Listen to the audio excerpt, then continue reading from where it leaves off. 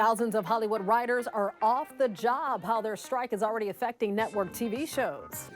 And a homeless family gets the gift of a lifetime, a brand new place to live. But that's not all.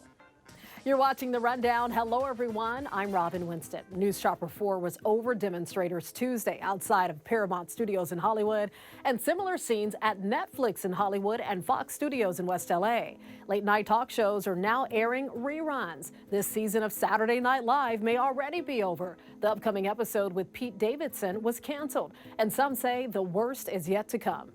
This weekend is the MTV Movie and TV Awards. We don't know if that's even going to be able to go on. We have the daytime Emmys in June, and then we have the actual Emmys in September. Well, the union has already released picketing plans both in LA and New York for the rest of the week. They're demanding higher wages, especially when it comes to streaming content. California has launched a hate crime hotline as it tries to deal with the surge in such crimes. There's also a website where you can go to report hate incidents. You can connect with support and resources in the aftermath of an encounter with hate or intolerance. Those include mental health and legal services and even assistance with housing. The website is cavshate.org. You can also dial the number right there on your screen. The hotline is staffed from 9 a.m. to 6 p.m. Monday through Friday. After those hours, you can call 211. The hotline will provide translation in more than 200 languages.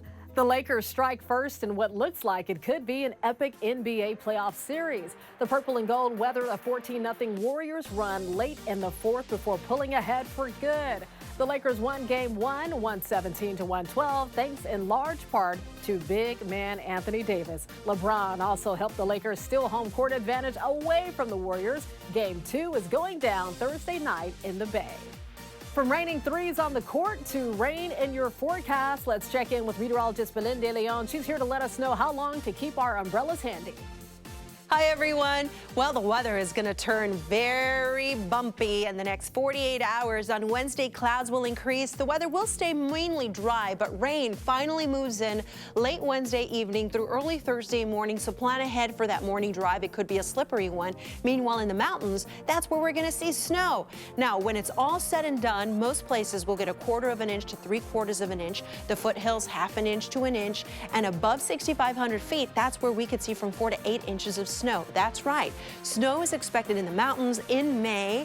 We have a winter weather advisory that starts late Wednesday evening. It lasts through 6 p.m. on Thursday. This is going to be a place where it's difficult to travel because of those gusty winds and that moderate snow at times. Oh, yeah, and the temperatures will be chilly through the rest of the week in the 60s. The rain and snow wraps up by Friday. LA County supervisors voted to once again increase the reward to find a little boy's killer. It is now more than triple the original amount. Salvador Esparza III would have turned 11 this year. He was just 4 years old when he was shot in the head. The boy was visiting family friends in Altadena and was just standing on the porch when he was shot. Supervisors increased the reward to $75,000, hoping to generate new leads in the case. For the first time since the death of Stephen Twitch Boss, we're hearing from his widow in an exclusive TV interview with Today Show's Hoda Kotb. Twitch was the beloved DJ on Ellen. He was a dancer and had so many fans. People were shocked when he took his own life in December at the age of 40. His wife, Allison, says no one saw it coming. She's speaking out in hopes of helping others. He wanted to be the strong one for everyone, and I think that was a little scary for him to think that he might need to ask for help. You know, people say a lot of like, what were the signs? And, you know, he was so much love and light. He really wanted to be everyone's Superman. He said that a lot. Everyone's Superman? Everyone's Superman. He could hold so much for people. And I think it was hard for him to process that at the end. Holker Boss says she started a foundation called Move with Kindness, which aims to carry on Twitch's legacy by spreading love and mental health awareness. And help is available if you or someone you know needs someone to talk with. You can reach out to the National Crisis Lifeline by texting or calling 988. A close call for an officer in Virginia. Take a look at this. Watch the upper left of your screen. A BMW M3 comes into frame, spinning out of control. Oh my goodness, crosses the median, crashes right into the path of a police officer there in Fairfax County, where incredibly, that officer wasn't seriously hurt. The driver of that out-of-control BMW was a 17-year-old boy. Investigators say the teen was going more than 120 miles an hour. He was cited for reckless driving. The LA City Council is considering a proposal that seeks to expedite the hiring of crossing guards in front of LAUSD schools. So the plan is to allow more coordination between the district and the LA Department of Transportation. Now, if approved, the city would use traffic incident-related data to prioritize schools that are more in need of crossing guards. The proposal also calls for a crash incentive referral program to recruit and hire crossing guards. There's a group of true comeback kids in the San Fernando Valley who beat the odds and won the LA Unified School District's Robotics Championship.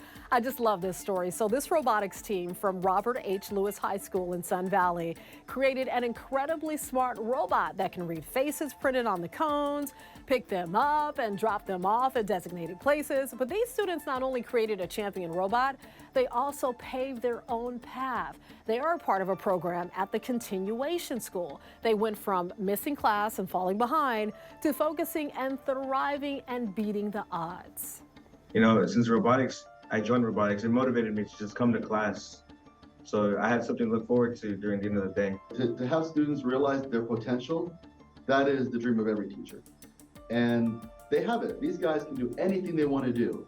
They just sit down, do the work, they'll accomplish wonderful things. I guarantee it. The team represented LAUSD at the World Robotics Competition and brought home the Judges' Choice Award. Congratulations, we're so proud of you. As we celebrate AAPI heritage, a Dodgers announcer is making history in the broadcast booth. So this is Steven Nelson's first season calling Dodgers games on Sportsnet LA. Nelson actually grew up in Huntington Beach. His mom is Japanese. He went to a Japanese school when he was younger and then moved on to Marina High School and Chapman University. Well, now he's the only Asian American play-by-play announcer working for a big league team. Nelson says getting the job was a defining moment for him, but he appreciates all the Dodgers history that came before him. No matter what happens, this will always be his chair. It was that way from day one. He was a part of the team when the Dodgers moved from Brooklyn to Los Angeles, and they used to play their games at the LA Coliseum and then here at Dodger Stadium. So that is the history. Vin is the history. So it's really that simple when it comes to Dodgers baseball. And he's still making history. And here's a fun fact. Nelson's wife, Corey Coffin, is an anchor for NBC News. Greatness just runs in the family. The one and only Snoop D-O-double-G from the LBC, Snoop Dogg, is heading to the Hollywood Bowl. The Long Beach legend is playing a special two-night concert to celebrate the 30th anniversary of his debut album, Doggy Style. My goodness, has it been that long? Snoop and Dre will take the famous stage on June 27th and 28th to recreate hits like Gin and Juice. You remember that one, right? They'll be backed by the Recollective Orchestra, a group of Black classical musicians, along with some mystery special guests. I wonder who. Tickets go on sale Friday at 10 a.m. A homeless family who'd been living in a truck now has the keys to their very own apartment in LA. This is a great story. It's all thanks to the nonprofit Holidays Helping Hands.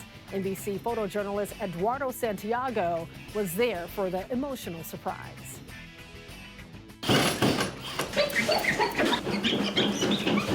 They know about the apartment. They don't know that we have furnished it for them. How many minutes, Crystal? 12 minutes away. Do we still need more time? Work out. Yes. Huh? Good job. They just opened the door. I think she grabbing the baby. We surprised one of our families that has been living with us. Oh my God. Over the past 6 months with a furnished home. Thank you so much. You're welcome. They have been homeless for the past 3 years, and for a family that can seem like a lifetime. I don't know how to thank you so much. I'm like without no words right now. Oh, Papa. We provide them with skills that they need for everyday life, budgeting skills. We give them parenting classes. We teach them how to be good neighbors. The happiest day of my life. I'm nervous and exciting, and happy and grateful. We got our own house. I never thought I was gonna get up there like A dream come true. It's not easy to get an apartment, but it's not impossible when you put the effort that it needs. We're just like struggling in the streets. I'm staying in the car, in the truck. The biggest challenge is where to stay at, where to eat. Like, it was hard for me to find a job. They were incarcerated both from jail, got together, married. They now have 2 kids. The father is now working. And because of all those things and skills that they've learned, they're able to be productive members of society. Now we could go and like actually like go to school now, try like get like a future for our kids. I just bless Miss Holiday for everything that she's done for me because not everybody does that. It's worth it because I feel like I'm in a mansion. I mean, compared to a car, then to a room, and then to a whole house, this is like if I'm in Beverly Hills right now. Normally, when the nonprofit connects homeless individuals to a new home, it comes unfurnished. But because of the family's 2 little ones, Holiday's Helping Hands decided to pitch in furniture and a fridge full of food. We're now hearing from the elementary school principal who got the shock of his lifetime when taking out the trash. So we showed you the principal bolting after a bear popped its head out of the school's dumpster like a jack-in-a-box. The whole ordeal was caught on security video. The students at the school, they wanted to see it, and I showed it to all of them. They thought it was just hilarious. I had a couple of little girls that told me, said, Mr. Marsh, when you see a bear, you're not supposed to run.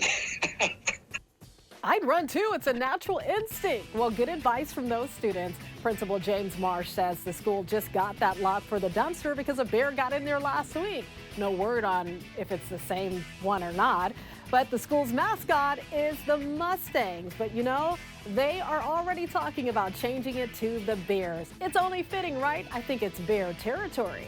You can always get news and weather updates on the NBCLA app and our website, NBCLA.com. And be sure to tune into Today in LA on NBC4 weekdays, 4 to 7 a.m. I'll be helping you get around with traffic reports throughout your morning commute. I'll see you next time on The Rundown.